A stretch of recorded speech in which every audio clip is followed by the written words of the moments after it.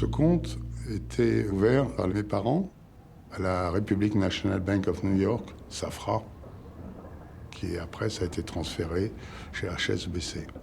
Et au décès de ma mère, on a fait le transfert du compte de ma mère à un nouveau compte anonyme, secret. C'était un compte numérique, un numéro avec 2 lettres, et mon nom n'apparaissait nulle part. La banque m'a assuré que c'était sous secret bancaire total. Je ne pouvais pas me faire prendre par le fisc, étant donné qu'on ne retrouvait mon nom nulle part.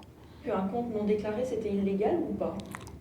Ah oui, je le savais, dans le milieu bancaire, il était courant de savoir qu'un compte non déclaré...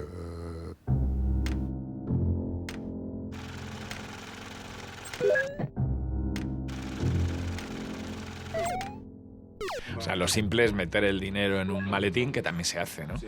Y bueno, para una persona que va a trasladar ese dinero fuera y directamente lo va a llevar físicamente, ¿no?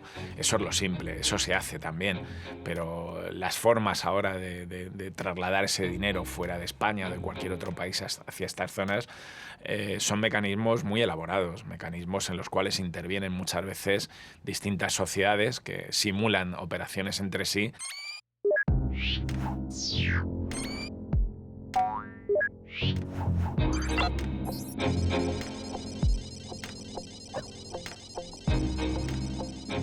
They set up these offshore companies in tax havens, which you can hide behind, and this company will be the official owner of your account. But no worries, you will be the beneficial owner. Nobody can trace who is behind these secret companies, and for just a couple of thousands of dollars, they can set it up. And it's in fact HSBC itself that has set up all these offshore companies for their clients.